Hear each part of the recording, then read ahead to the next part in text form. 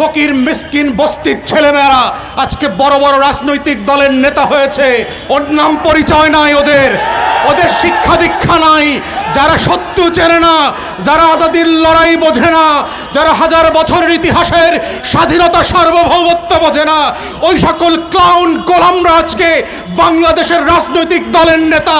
এবং তারাই প্রত্যেক পাড়ায় মহল্লায় এলাকাবাসীর কাছে ভোট চেয়ে বেড়াচ্ছে। তারা আগামী সংসদটাকে কিভাবে আজাদির সাথে বেঈমানি করে, গণ অভ্যুত্থানের সাথে বেঈমানি করে বাংলাদেশকে আবার নতুন করে দিল্লির কাছে বেচে দেবে, সেই নাটক মঞ্চস্থ চলছে। আমাদের বক্তব্য খুব পরিষ্কার, বাংলাদেশ 5ই আগস্টের অতীতে ফিরে যাবে না। বাংলাদেশে আওয়ামী লীগ ফিরে আসতে পারবে না। বাংলাদেশে দিল্লির দাসত্ব কায়েম হবে না। বাংলাদেশে কত সাংবাদিক সুশীলরা এদেশের আজাদির লড়াইকে দিল্লির কাছে বেচে দিতে পারবে না। এই বক্তব্য খুব পরিষ্কার।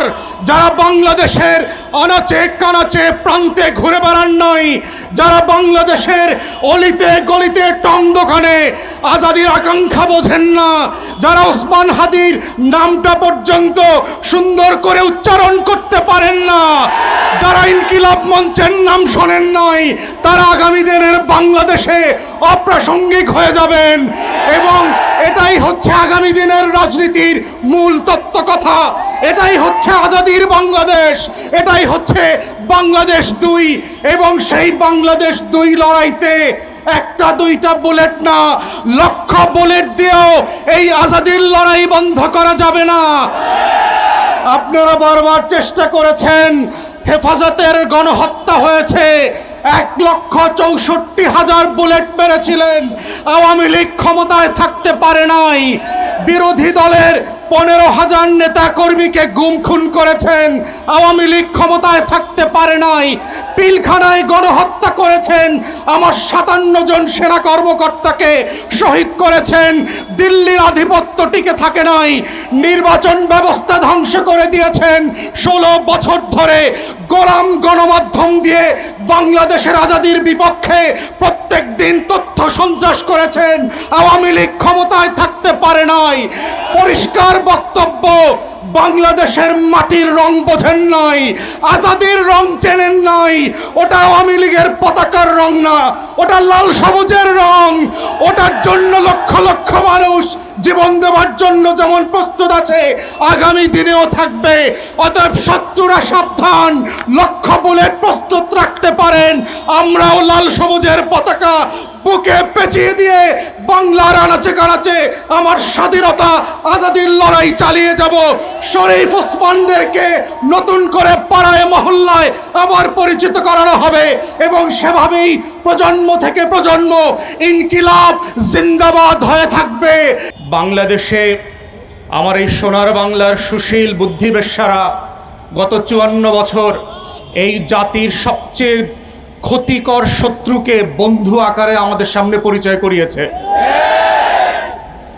এবং এতবার বলেছে যে পৃথিবীর ইতিহাসের সমাজবিজ্ঞান রাষ্ট্রবিজ্ঞানে যে শত্রু সাপেক্ষে রাষ্ট্র হয়, আজাদির লড়াইটা যে শত্রু সাপেক্ষে হয়। প্রত্যেক রাষ্ট্রের নাগরিককে তার সময়ের ঐতিহাসিক পরম্পরার জগৎ শেঠ, উমিচাঁদ, রায়দুল্লভ, লেন্দুক দর্জিদেরকে যে পরিচয় করিয়ে দিতে হয়, জাতির যুবকদের সামনে ঘসিটি বেগম আর মীর জাফরদেরকে প্রতি প্রজন্মের কাছে যেভাবে পরিচয় করিয়ে দিতে হয়, আমাদের দেশের বুদ্ধিবেশ্যারা, গোলাম মিডিয়া এবং রাজনৈতিক দলগুলো দেশের সবচেয়ে ক্ষতিকর এলিমেন্টগুলোকে জাতির তরুণদের সামনে বন্ধু বেশে গত 54টা বছর পেশ করেছে।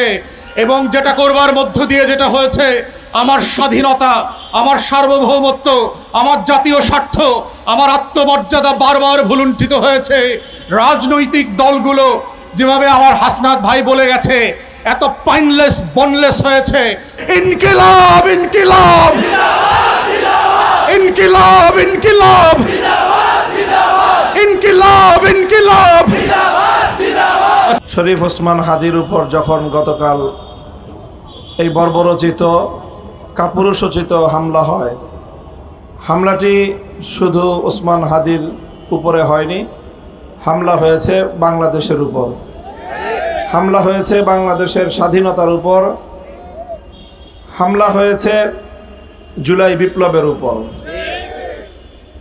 জুলাই বিপ্লব সংগঠিত হওয়ার পর থেকে বহুদিন পর্যন্ত আমি একটি কথা অনুভব করছি, সেটা হলো জুলাই বিপ্লবের যারা অংশীজন তাদের মধ্যে কোনো বিভক্তি, বিভাজন, এটি আবার নতুন করে সেই পরাজিত শক্তিকে বাংলাদেশে পুনর্বাসন করার একটি পথ। চিৎকার করেছি, অনেক বলেছি, কিন্তু মনে হচ্ছে যে আমরা জুলাই বিপ্লবের অংশীজনদেরকে এই কথাটা বোঝাতে পারি নাই। আমাদের এই চিৎকার চেঁচামেচি ব্যর্থ হয়েছে। শরীফ ওসমান হাদির এই রক্ত, তার মাথায় বিদ্ধ এই বুলেট, এটা যদি অন্তত এখন বাংলাদেশের জুলাই বিপ্লবের সকল অংশীজন, বিগত ফ্যাসিবাদী আমলে যারা মাজলুম হয়েছেন, সেই সকল পক্ষ শক্তিগুলো যদি আবার নিজেদেরকে একটু খুঁজে পাওয়ার চেষ্টা করেন, সেই জুলাই বিপ্লবের চেতনাটাকে যদি আপনারা আপনাদের হৃদয়ের গহীন থেকে আরেকবার একটু জাগ্রত করার চেষ্টা করেন, তাহলে হয়তো আগামীর বাংলাদেশ বেঁচে যাবে। বাংলাদেশটা যদি বেঁচে যায়, ওসমান হাদিরা বেঁচে থাকবে। আমরা আশা করি আমাদের এই ভাই শরীফ ওসমান হাদিকে ইনশাল্লাহ, আমার প্রত্যাশা, আমার আশাবাদ যে আল্লাহ পাক রব্বুল আলামিন তাকে শতগুণ শক্তিশালী করে আগামীর বাংলাদেশের স্বাধীনতা এবং বাংলাদেশের অস্তিত্বকে রক্ষার এক প্রতিবাদী মুখ হিসেবে নেতৃত্বের জন্য আল্লাহ তাকে আবার আমাদের মাঝে ফিরিয়ে আনবেন ইনশাআল্লাহ। আমরা কায়মনে মহান রব্বুল আলামিনের কাছে সেই প্রত্যাশা ব্যক্ত করছি এবং আমি শপথ করতে চাই যে আমাদের এই চেতনাটাকে, শরীফ ওসমান হাদি যেই চেতনাকে ধারণ করে তার এই চরম মূল্য পরিশোধ করলো, আমরাও যদি আমাদের হৃদয়ে সেই চেতনা ধারণ করতে পারি, তাহলে আসলে আমাদের এই কথা, আমাদের এই প্রার্থনা এবং আমাদের এই বক্তব্য এটা সার্থক হবে। আর আমরা যদি তার সেই চেতনাকে ধারণ করতে না পারি, তাহলে শুধু কুমিরের মতো কান্না করে শুধু অশ্রু ঝরবে, সত্যিকার অর্থে আমরা ওসমান হাদিকে ওন করতে পারবো না।